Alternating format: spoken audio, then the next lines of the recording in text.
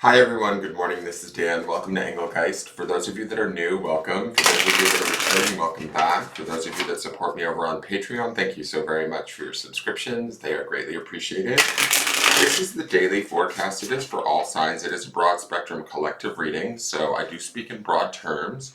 You need to figure out if and where it fits in your life, if at all. If it doesn't fit, that's okay. Nothing's broken or wrong. You're not on your path or anything like that. It just may not be your reading today. It is originally created for Thursday, June 29th, but it's not necessarily set for that date. If you're seeing the reading on a different date and it resonates or makes sense to your situation, by all means, utilize the reading when you see it. I do believe readings can be timeless and find us when we need them rather than when they were originally created for, so keep that in mind. I will be referring back to the Sunday underpinning cards, so if you hear me referring to cards that are not in this reading, that you don't see in this video, I'm referring back to that video, and that video populates in the lower left-hand corner of this at the end of this video, so you can check that out. It is the weekly video, and it just shows a layer that's underneath these daily videos that I do, so it adds another layer of depth to kind of what's potentially going on for us collectively.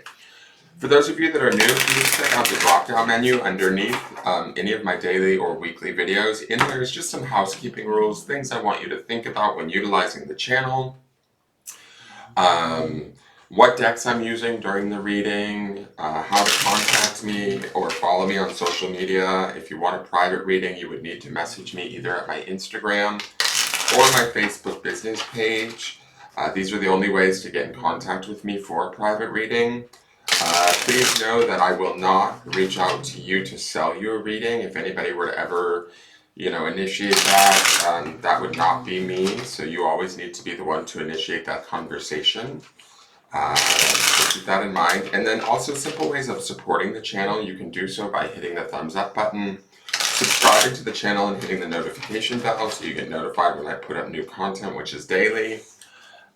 Sharing the video out, leaving me a question or comment, and that's pretty much it. You know the drill. All right, so let's see what Spirit and the cards want us to know for today, for whenever we're seeing this video. What's going on here? All right, so our card for the day is the Sage of Wands. I will take it. This is the King of Wands. This guy looks like he's pretty celebratory. The King of Wands is a very driven card, let's say.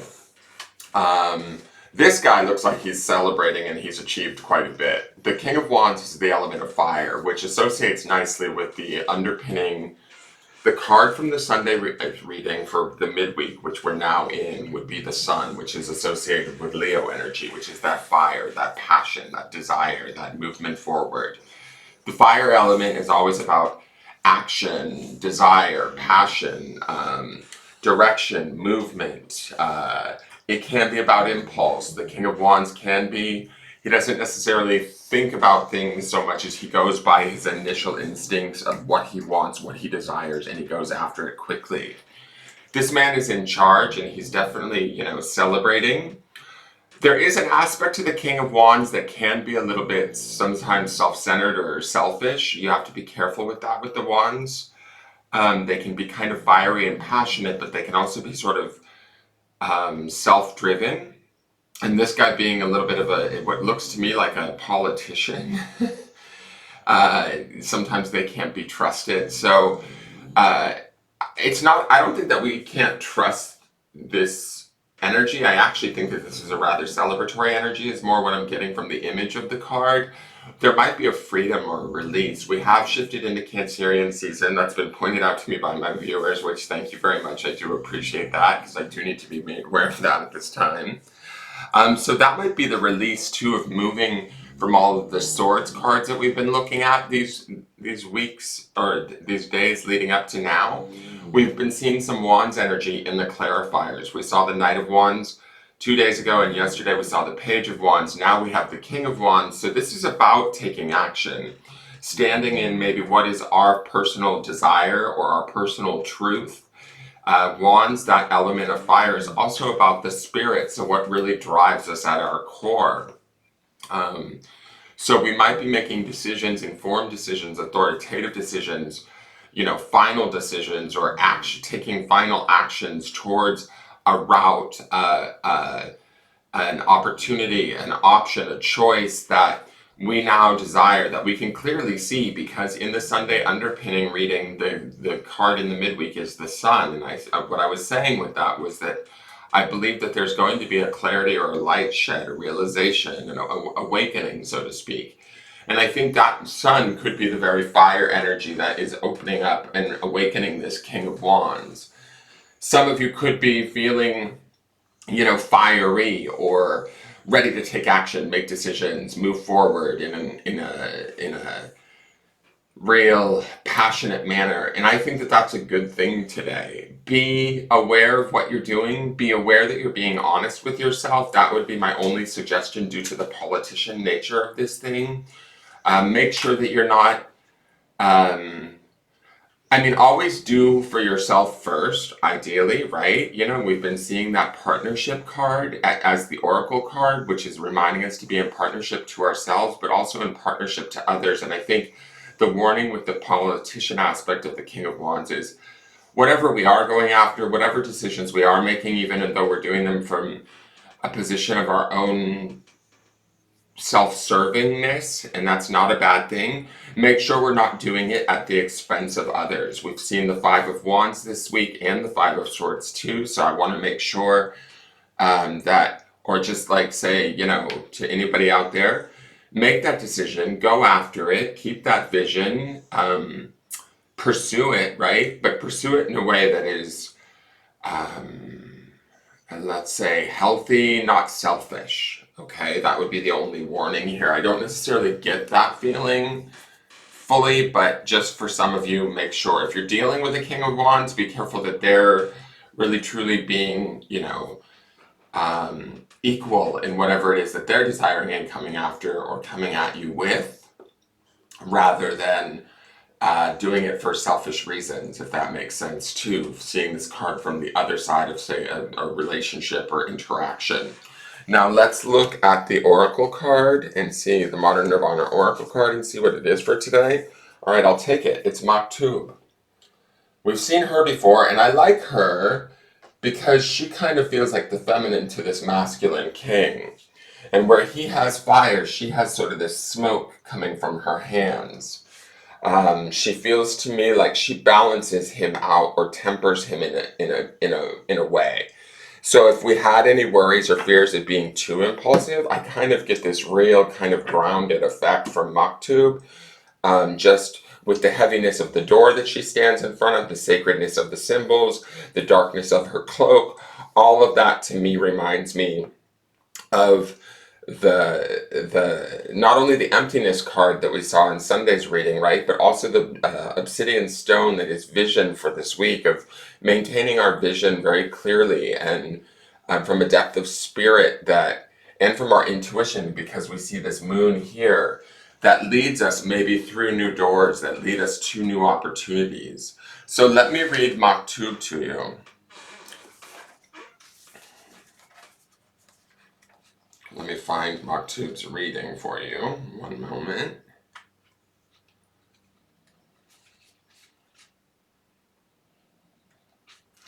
So Maktub is, it is not life that's complicated. It's the struggle to guide and control life. F. Scott Fitzgerald, this side of paradise. Go with the flow is a piece of advice that may feel difficult to wrap our brains around, especially when things feel particularly challenging. How can we flow with the current of life when we may constantly feel as though we are treading water, attempting to avoid the riptide and doing whatever we can to stay afloat? How can we establish a greater sense of trust when the ripple of reality feels overwhelming? Well, what this concept essentially means is to consciously let go of any resistance that may be occurring when it comes to trying to control the circumstances in our lives, and to instead use the tools we have to navigate nebulousness with faith. Maktub in Arabic translates to "it is written," and it is the idea of predestination or destiny. In other words, God, creator, source, whichever name you feel most comfortable with, already knows everything that ever was and ever will be, because it has already been written in the sacred book of this life experience. What comes our way may not always be in our hands, but how we respond can be. It often appears that life is an accident, but perhaps it's actually a culmination of past karma, unconscious creation, and the butterfly effect of our greater connectivity. Going with the flow does not mean that you just sit back idly, because again, you have the power to be in control of your response to any situation. If stones are thrown at you, don't shirk away or hide in a sense of smallness. Build a castle with those stones instead of a prison. While the unexpected that comes your way is not always within our conscious decision, what you make out of it can be. This card is here to remind you that you have the power to chisel and shape your reality. Never forget that you already have all the tools you need to do so. So how will you respond to what life brings your way? What is your decision? What will you build? The mantra is, I flow with faith, but also understand my conscious freedom to mold, shape, and create each day of my life. I choose to be an architect of experience, to embrace the wisdom of the mysterious and the sacredness of creation's light. What I like about this with the King of Wands, because he is Wands in the element of spirit, is that we do have this masculine and feminine with Maktub's presence being here, of this idea of flowing with spirit and going after what it is we do desire. I think if we do so in a way that is in that space of kind of what Maktub speaks about like kind of flowing with it, and when life throws us hurdles, the King of Wands isn't necessarily going to get caught up in the hurdle. He's just going to, instinctively think, okay, how do I get past this hurdle to get to my desire? And I think Maktub also reminds us to kind of just flow with it. Oh, here's a hurdle. Okay, accept the hurdle. Use the hurdle as a wall to build a castle rather than an obstacle, right? Or a prison, like the reading says. And so I think with the sun's power underneath this from the Sunday reading, there is a lot of opportunity to build something new today, or begin to create something new today from a position of actual power, but understanding that we're also in union with spirit, the world around us, the connectivity, the greater, grander connectivity of everything. That may also be why we saw the partnership card the last 2 days leading up to this reading, is that, are we in partnership with the world around us as it is, the way it is? Maktub reminds us, to kind of get into this space of acceptance of what's going on around us, even if it isn't necessarily maybe the desired outcome or how we thought things were playing out. And I almost think that when we get into that acceptance, we can then move forward with the more desire and push towards what it is we want. Not even push, but just move. Because push would indicate like resistance or struggle, but move towards what we want through trusting our like more spiritual desire and instinct, and taking action in the moment with things as they are from a place of acceptance. I hope that is making sense to you guys. Let's look at the clarifiers. We have the Eight of Pentacles. So this grounds some of that fire energy that we see in that King of Wands. We have the Magician. And then we have the Four of Swords. So I really like this. I think that this is an extremely productive day for making shifts and changes where we see fit or where we need them. I do think, again, like I just said, get an acceptance to any place where there might be what we feel to be a challenge, obstruction, or undesired outcome.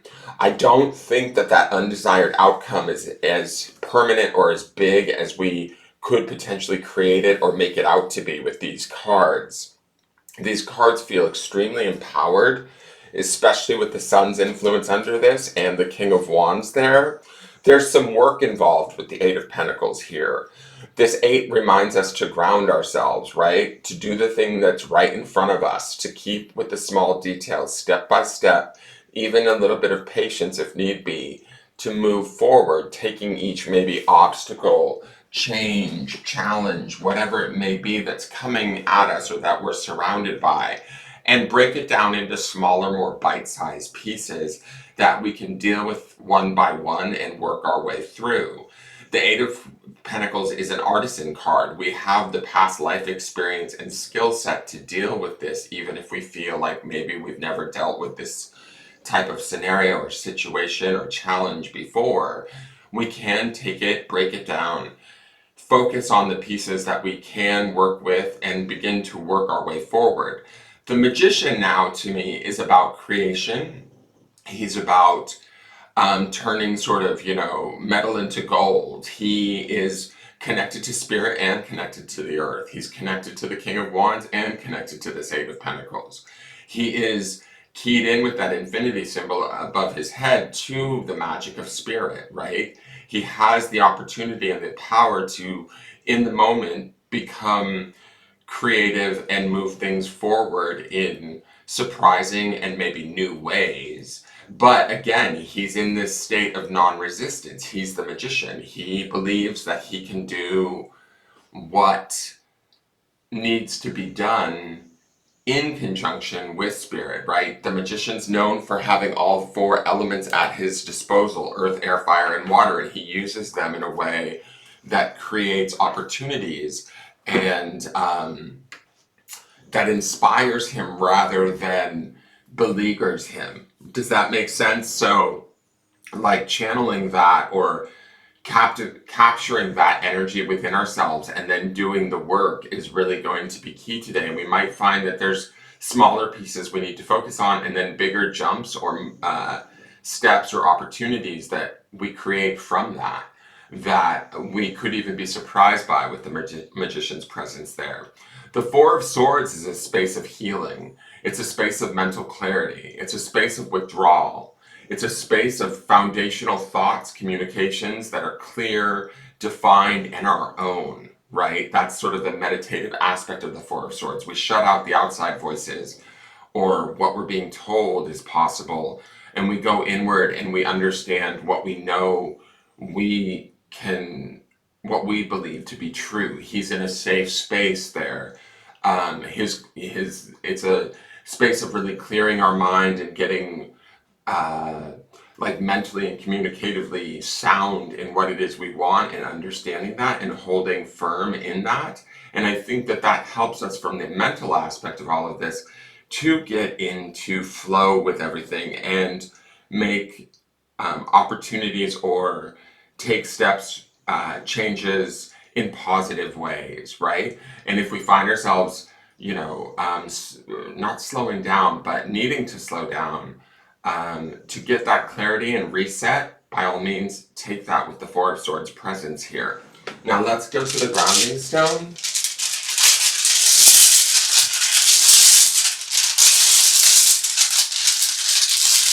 The grounding stone is just something we want to think about or ground in today while we're working with this energy. And the word is energy, but it is on malachite, which is the heart, right? The greenness is the fourth chakra. So this energy of the heart, which I believe is connected to spirit, which would represent, Maktub, the King of Wands, everything that I've just talked about, grounding in that spirit. And green is also a color of healing, which associates with that Four of Swords. Really keeping our energy pure, our intentions pure, heart-centered. Yesterday's grounding stone was love, and the week's grounding stone is vision. Keeping and maintaining our vision and keeping our energy in this space of healing, love, possibility, productivity, in alignment rather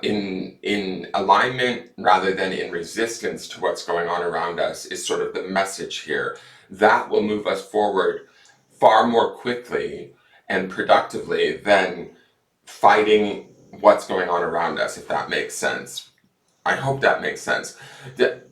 My honest truth when I'm looking at this group of cards plus this grounding stone is this feels like this is a big opportunity to set plans, decisions, actions, changes in motion that begin to move us forward in very positive, desirous outcomes that we didn't actually feel were previously available to us leading up to this point. That sun in the midweek is a big shift, guys. And maybe it's that we've shifted into Cancer season, or I'm not sure, But there is an opportunity here as long as we maintain our energy and stay in this heart-centered, healed, self-focused space. That Magician is card number 1 of the major arcana 2, which would be the focus on the self. So keep that in mind. That is your reading for today. Thank you so much for tuning in. Please like, share, comment, subscribe. Tune in tomorrow. I look forward to seeing how the energy will change. Thank you so very much and have a wonderful day.